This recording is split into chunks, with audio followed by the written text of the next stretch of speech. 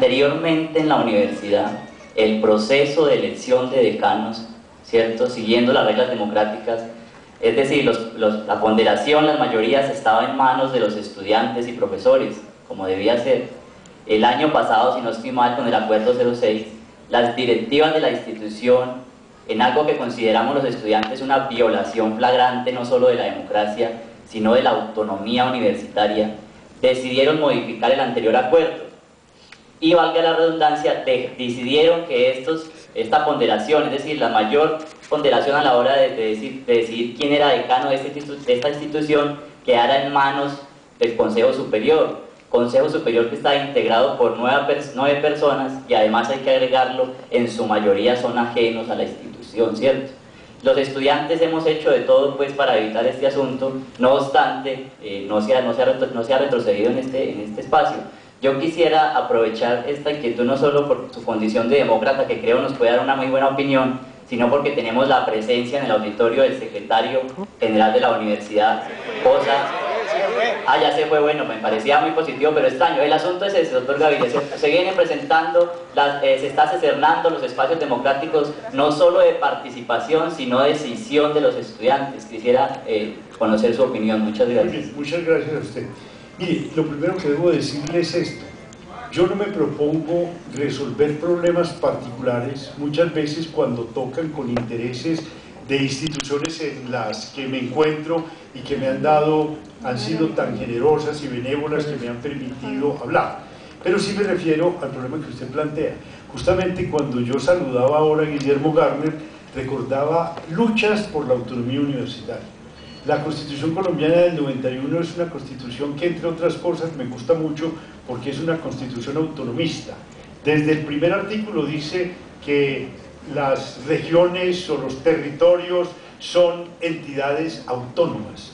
Se habla de la autonomía de las comunidades indígenas y por tanto de la potestad que tienen las autoridades de esos territorios para administrar justicia en función de sus usos y de sus costumbres. Eso me encanta.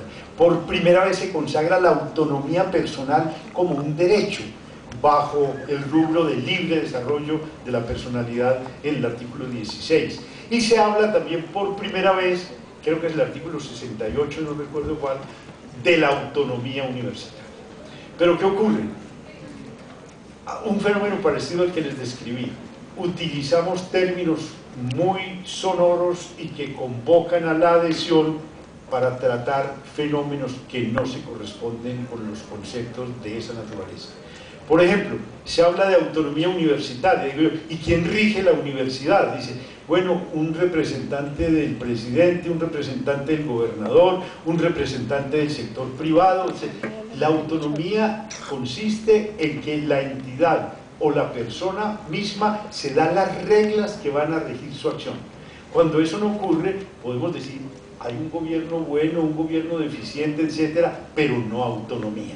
Ahora, ¿es factible lograr la autonomía universitaria? Es un problema bien difícil, porque en primer lugar, si el Estado financia a la universidad pública, tiene que ser un Estado muy comprometido con ideales muy finos para decir, yo los financio y ustedes manéjense. Eso no ha ocurrido.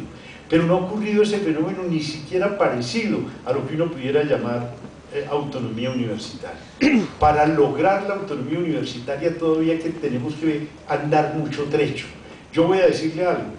Yo participé hace mucho tiempo en la década de los 70 en un congreso de UDUAN, Unión de Universidades de América Latina, donde se estaban tratando muchos problemas, uno de ellos el de la autonomía universitaria, y yo me inscribí en esa comisión.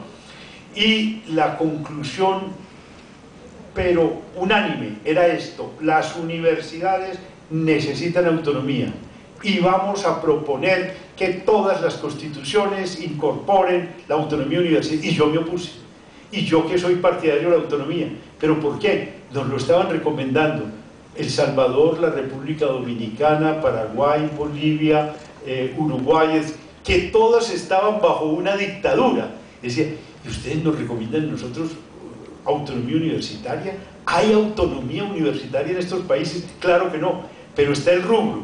Y entonces el rubro satisface a muchas personas ya se dan por satisfechas una vez que se dice aquí hay autonomía universitaria.